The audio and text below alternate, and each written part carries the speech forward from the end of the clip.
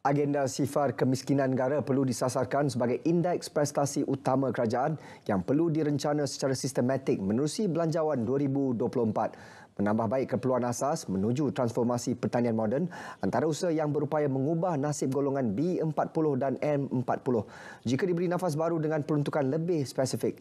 Laporannya bersama wartawan Nur Maisara Ahmad Fauzi.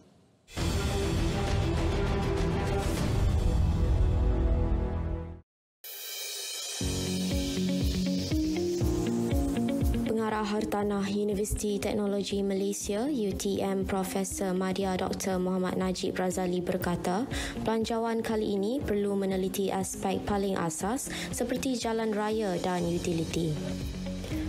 Perlu dilihat aspek tanggungan keluarga B40 dan M40 yang berdepan cabaran ekonomi. Justru, pemberian subsidi lebih bersasar terutama barang makanan perlu diutamakan agar perbelanjaan keluarga tidak melebihi pendapatan bulanan.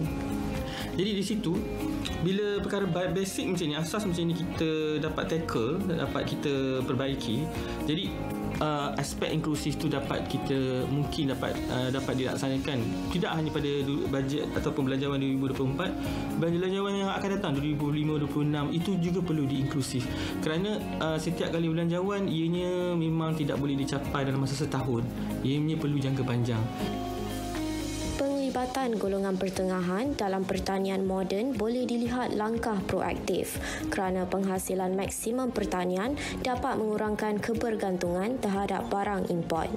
Ia sekaligus dapat mengawal kenaikan kos sara hidup yang memanfaatkan semua. Perlu dititik beratkan dan perlu diberi peruntukan yang tinggi ialah pendidikan. Pendidikan itu tidak hanya pendidikan tinggi. Jadi pendidikan itu termasuk TVET.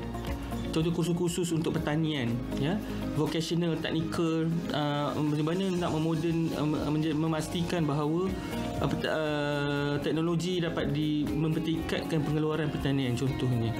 Latihan-latihan ini kepada penduduk atau masyarakat di desa contoh untuk meningkatkan pendapatan.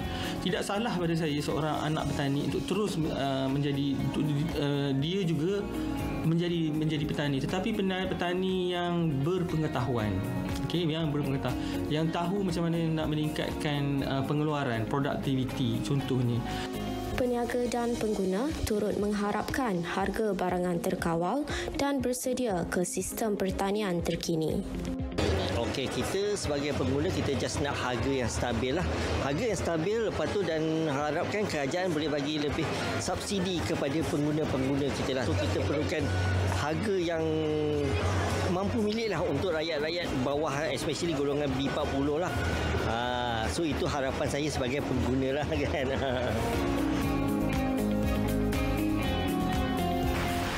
Plan efisien daripada kerajaan diperlukan bagi memastikan golongan B40 dan M40 dapat menikmati pelbagai peluang ekonomi ditawarkan sekaligus membawa mereka keluar daripada kemiskinan. Maisara Fauzi, RTM. Semua adun diingatkan tidak mengamalkan politik dendam yang akhirnya menyimpang daripada matlamat untuk memajukan negeri. Titah yang di-Pertuan Besar Negeri Sembilan, Tuanku Mukhris, Tuanku Munawir, mandat yang diberikan merupakan amanah dan yang penuh dengan tanggungjawab dan fokus perlu diberikan kepada agenda membangunkan negeri dan mensejahterakan rakyat.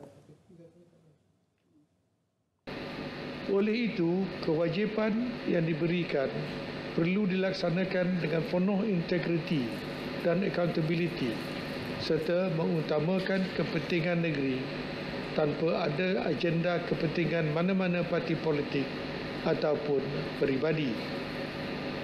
Perancangan dan pelaksanaan dasar perlu disegerakan agar rakyat negeri ini terus terbela kehidupannya dalam suasana masyarakat yang harmoni dan selamat.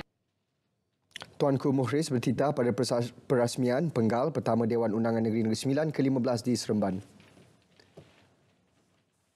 Seorang remaja OKU dihadapkan di Mahkamah Muar atas tuduhan merogol dan 2 tuduhan ambang seksual terhadap seorang remaja perempuan berusia 13 tahun bulan lalu.